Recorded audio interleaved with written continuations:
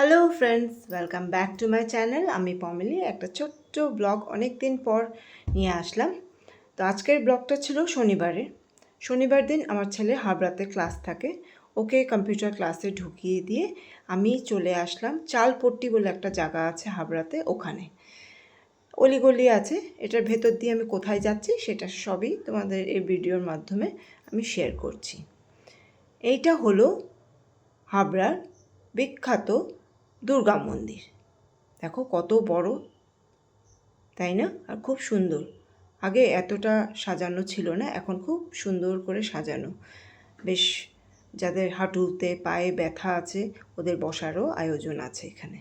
আমি যাচ্ছি হলো ঐশিক এন্টারপ্রাইজ, যেখানে কেকের সমস্ত জিনিস পাওয়া যায়। ডেকোরেশন বলো, ওখানে নজল বলো, ওখানে যত রকম পুতুল আছে, যত ডেকোরেশনের জন্য যা লাগে বা বানাতে যা লাগে সব কিছু আইটেম কিন্তু এই ঐশিক এন্টারপ্রাইজ হাবড়াতে পাওয়া যায়, যেটা দুর্গা মন্দিরের একদম ওপরে। আমি এখানে অনেকবার এসেছি। আগামী মাসে আমার 2টো কেকের অর্ডার আছে। এই গত 1-1.5 মাসের মধ্যে আমার কোনো কেকের অর্ডার ছিল না বলে আমি আসিনি।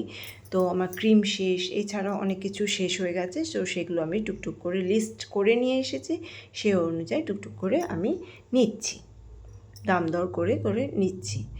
আগে একরকম দাম ছিল, এখন 1.5 মাস পর আমি প্রায় এসেছি, এখন দেখলাম সব কিছুরই একটু একটু করে দাম বেড়ে গেছে। তো কিছু তো করার নেই, যেটা সাজানোর জন্য লাগবে সেটা তো নিতেই হবে, নাহলে যখন কাস্টমার আমাকে ডিমান্ড করবে তখন আমি কি করে দেব। তো যাই হোক, এই নিয়ে আমি সব ব্যাগে ভরে নিয়ে বেরোলাম। আমি তোমাদের দেখানোর চেষ্টা করছিলাম কি ঠাকুরের মুখটা, কিন্তু আমি কোনোভাবেই নিচের থেকে ওপর থেকে দেখাতে পারলাম না। তারপরে দেখলাম যখন ফিরে আসছি তখন গেটটা খোলা ছিল।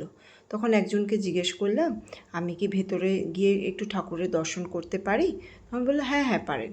তা আমি বাইরে জুতোটা খুলে ভেতর দিকে আসলাম। বেশ ভালোই হলো, তোমাদের সাথেও ঠাকুরের একটু দর্শনটা আমি করাতে পারলাম, আমি নিজেও করতে পারলাম, ভিডিও করতে করতেই গেলাম। দেখো, এর আগে আমি বাইরের থেকে অনেকবার প্রণাম করেছি যতবার এখানে এসেছি, এই আমি প্রথমবার এর ভেতরে ঢুকলাম। তো দেখো কি সুন্দর ঠাকুর, আর বেশ পুজোর আয়োজনও হচ্ছে, মানে সন্ধি পুজোর আয়োজন হচ্ছে এখন। আমি যখন গেছিলাম তখনের কথা বলছি, আমার বেশ মনটা আজকে ভালো হয়ে গেল। মানে অনেকটা টায়ার্ড লাগছিল সারাদিন কাজবাজ করে, আবার 2:30টার সময় ছেলেকে নিয়ে বেরিয়েছি, আবার হাবড়ায় এসেছি, ক্লান্ত লাগছিল, কিন্তু ঠাকুরের মুখটা তোমাদেরকেও দেখাতে পেয়ে আর নিজেও দর্শন করতে পেয়ে আমার কিন্তু খুব মনটা ভালো হয়ে গেছে। যাই হোক, এই করতে করতে আমি টোটো করে ফিরে আসছি।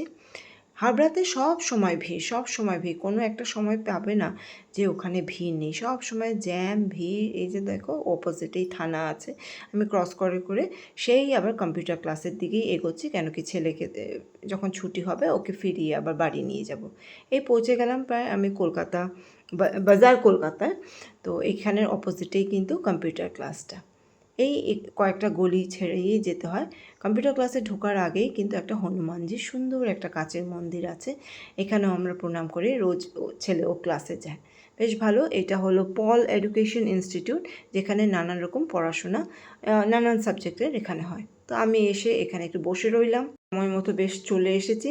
এখনও প্রায় 15-20 মিনিট হাতে আছে ছেলে ছুটি হওয়ার। তো আমি একটুখানি হাওয়া খেতে খেতে একটু রেস্ট করলাম।